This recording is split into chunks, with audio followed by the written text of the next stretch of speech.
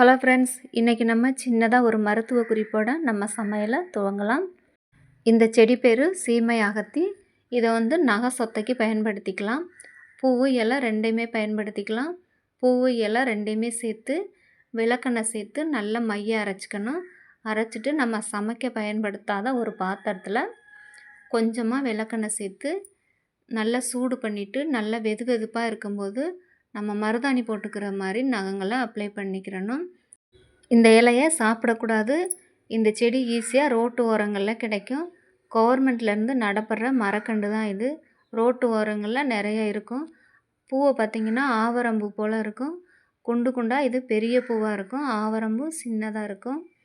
Night தூங்க போகும்போது மருதாணி மாதிரி நகை சொத்தை அவ்வளோ நகங்களில் போட்டுக்கிறலாம். போட்டுட்டு காலையில் வெந்நீர் வச்சு கழுவிடுங்க. இந்த மாதிரி தொடர்ந்து கொஞ்ச நாளைக்கு போட்டுக்கிட்டு வந்தோன்னா நம்ம நகத்தில் உள்ள கிருமி எல்லாமே அழிஞ்சு நகை சொத்தை சரியாகி புது நகை வளர்ந்துடும்.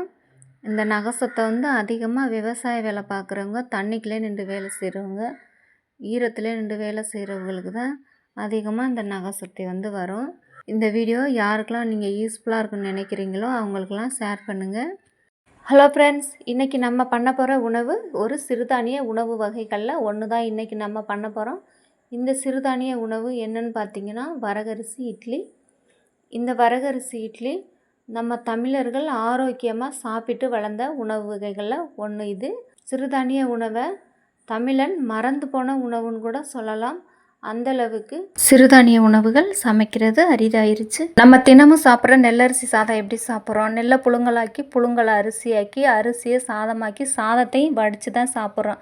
அப்படி சாப்பிடும்போது தான் அதோட டேஸ்ட்டும் அதோட சத்துக்களும் நம்மளுக்கு சரியான அளவில் கிடைக்கும்.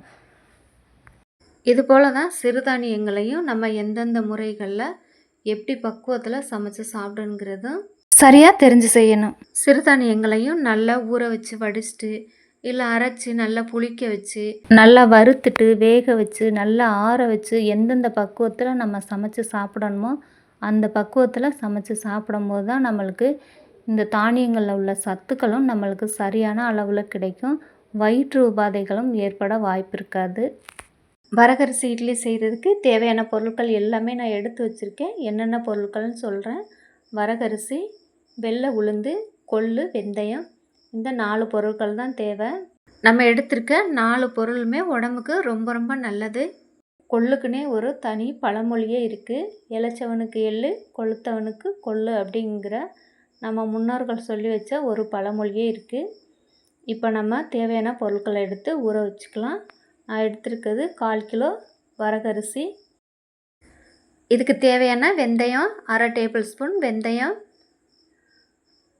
2 டேபிள் ஸ்பூன் கொள்ளு. கொள்ளில் 2 விதமான கொள்ளு இருக்குது. சிவப்பு கொள்ளு, கருப்பு கொள்ளு. நான் எடுத்துருக்கிறது சிவப்பு கொள்ளு. இதில் 1 2 கருப்பு கொள்ளும் அந்த கலந்துருக்குது. இதுக்கு தேவையான உளுந்து 50 கிராம், வெள்ளை உளுந்து. இது எல்லாத்தையும் அப்படியே தண்ணி ஊற்றி நல்லா ஊற வச்சுக்கலாம். நல்லா அலசிட்டு ஒரு 3 மணி நேரத்துக்கு நல்லா ஊறட்டும். நல்லா கழுவிட்டு ஊற வச்சுருங்க. எல்லாத்தையுமே ஒன்றாவே சேர்த்து ஊற வச்சுக்கலாம். ஒன்றாவே சேர்த்து அரைச்சிக்கலாம். இந்த கருப்பாக இருக்கிறது கருப்பு கொள்ளு. நீங்கள் கருப்பு கொள்ளை எடுத்துக்கிட்டிங்கன்னா இட்லியோட கலர் இன்னும் டார்க்காக இருக்கும். நான் எடுத்துக்கிட்டது சிவப்பு கொள்ளு. எந்த கொள்ளு வேணாலும் எடுத்துக்கலாம். இப்போ நல்லா ஊறிடுச்சு. தண்ணி எல்லாத்தையுமே வடிச்சிட்டு கிரைண்டர்லேயோ அல்லது மிக்சிலேயோ போட்டு நைஸாக அரைச்சி எடுத்துக்கிறோங்க. கொஞ்சம் கொஞ்சமாக தண்ணி சேர்த்து ரொம்பவும் தண்ணியாக இல்லாமல் நல்லா திக்காக அரைச்சி எடுத்துக்கிறோங்க. மாவு நைஸாகவும் இருக்கணும், அதே சமயத்தில் மாவு திக்காகவும் இருக்கணும். ரொம்ப கொல கொலன்னு தண்ணியாக இருக்கக்கூடாது. இந்த அளவுக்கு அரைச்சி எடுத்துக்கிறோங்க. மாவுக்கு தேவையான உப்பு சேர்த்து கல் உப்பு சேர்த்துக்கிறோங்க. ரொம்ப கெட்டியாக இருந்துச்சுன்னா லைட்டாக தண்ணி சேர்த்துக்கிறோங்க. தண்ணி சேர்த்து மாவை நல்லா கைக்கிட்ட பிசைஞ்சு வச்சுருங்க. ஒரு 7 to 8 மணி நேரத்துக்கு நல்லா புளிக்கட்டும். புளித்ததுக்கப்புறம் நம்ம இட்லி செஞ்சிடலாம். இப்போ இந்த அளவுக்கு நல்லா புளிச்சு வந்துருச்சு. மாவு நல்லா பொங்கி வந்துருச்சு. இப்போ இட்லி செஞ்சிடலாம். மாவு நல்லா பொங்கி வந்ததுனால நல்லா நான் கலந்து விட்டுட்டேன். கலந்து விட்டு அவிச்சிக்கலாம். இட்லி துணியை தண்ணியில் நனைச்சி நல்லா புழிஞ்சிட்டு அதுக்கப்புறமா இட்லி மாவள்ளி வச்சுருங்க. இந்த மாதிரி வச்சுட்டு தண்ணி நல்லா கொதிக்கவும் இட்லி தட்டை உள்ளே எடுத்து வச்சு இட்லியை வச்சுக்கலாம். வச்சுட்டு நல்லா மூடி போட்டுருங்க. 10 நிமிஷத்துக்குள்ளே இட்லி நல்லா வெந்துடும். இட்லி நல்லா வேக வச்சு எடுத்துக்கிறோங்க. இட்லி பார்க்குறதுக்கு கலர் டிம்மாக இருந்தாலும் ஹெல்த்தியான இட்லி இது. சூப்பராக இப்போ சாஃப்டாக ஒரு ஹெல்த்தியான அருமையான வரகரிசி இட்லி ரெடி ஆயிடுச்சு. நீங்களும் மிஸ் பண்ணாமல் செஞ்சு பாருங்கள்.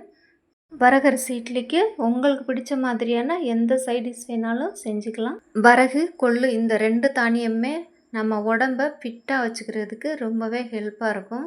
அளவுக்கு அதிகமாக உடம்பு வெயிட் போடுறவங்க இந்த மாதிரி சிறுதானிய உணவுகள் எடுத்துக்கிட்டிங்க அப்படின்னா அழகாகவும் இருக்கலாம், ஆரோக்கியமாகவும் இருக்கலாம். இதை போலவே இன்னும் நிறைய சிறுதானிய உணவு வகைகள் தெரிஞ்சுக்கிற கவிதாஸ் கிச்சன் சேனலை சப்ஸ்கிரைப் பண்ணாதவங்களாக இருந்தால் மறக்காமல் சேனலை சப்ஸ்கிரைப் பண்ணுங்கள். இந்த வீடியோ யாருக்கெல்லாம் யூஸ்ஃபுல்லாக இருக்குன்னு நினைக்கிறீங்களோ அவங்களுக்கெல்லாம் ஷேர் பண்ணுங்கள். வீடியோ பிடிச்சிருந்தால் லைக் பண்ணுங்கள். தேங்க்யூ.